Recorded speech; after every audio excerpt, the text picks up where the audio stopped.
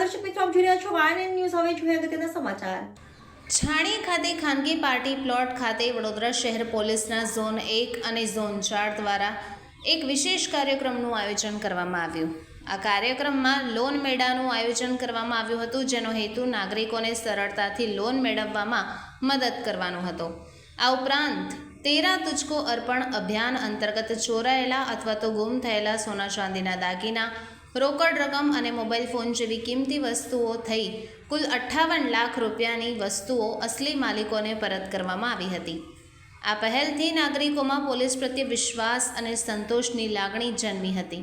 આ પ્રસંગે zone 1ના Julie Kothiya madam અને ઝોન 4ના પન્ના મોમાયા મેડમ સહિત બંને ઝોનના એસીપી તથા પીઆઈ અધિકારીઓ ઉપસ્થિત રહ્યા હતા. વડોદરા શહેર પોલીસ દ્વારા આવા સરાહનીય કાર્યો નિયમિતપણે કરવામાં આવે છે, જે સુરક્ષા અને સામાજિક જવાબદારી બંને ક્ષેત્રે પોલીસની પ્રતિબદ્ધતા દર્શાવે છે.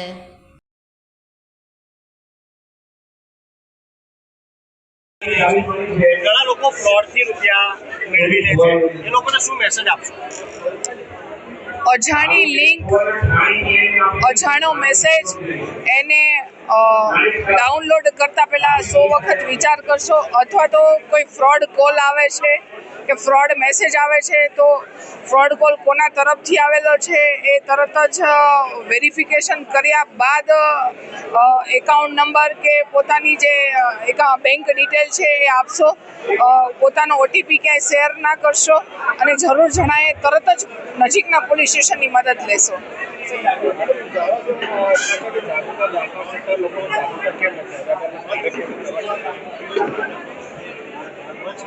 કેટલાક લોકો છે એ ઉતાવળ, કેટલાક અણસમજ અને કેટલીક વખત ઇઝી મની મેળવવાની લાલચમાં લોકો આ ભૂલ કરી બેસતા હોય છે.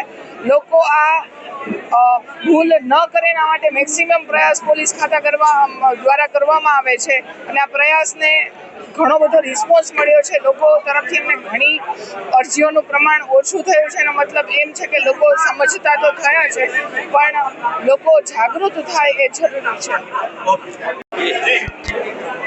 આજ રોજ ઝોન 1 અને ઝોન 4ના તમામ પોલીસ સ્ટેશનો માટે એક લોન મેળાનું આયોજન કરવામાં આવેલું હતું, જેમાં લોકોને માહિતગાર કરવામાં આવ્યા કે લોન કેવી રીતે એ લોકો લઈ શકે, બેંકમાં શું પ્રોસિજર હોય છે. અને બેંકવાળા પણ અત્યારે અહીંયા કાર્યક્રમમાં હાજર રહી અને લોકોને માહિતગાર કરેલા હતા.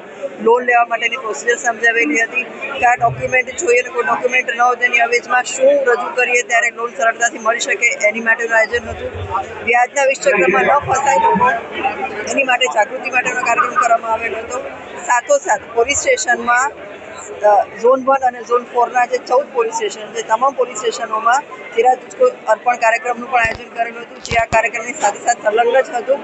આ કાર્યક્રમમાં કુલ 58 લાખના મોબાઈલ અને સોના ચાંદીના દાગીના તેમજ સાયબર ફ્રોડમાં ગયેલા નાણાં રિફંડ થયેલા હોય એ તમામ જે તે વ્યક્તિને પરત આપવામાં આવેલા છે.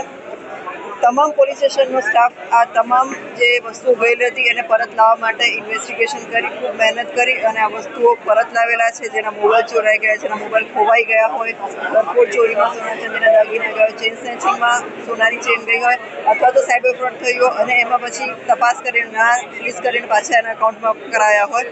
આ તમામ મહેનત આ પોલીસ સ્ટેશનના અધિકારી કર્મચારીઓ કરેલી હતી અને એ વસ્તુ જ્યારે આ લોકોને આજે પરત કરવામાં આવેલી છે આ કાર્યક્રમમાં, અને જે તે એના જે અરજદાર હતા, જે ભોગ બનનાર હતા, એને આજે આ વસ્તુ પરત કરેલી છે.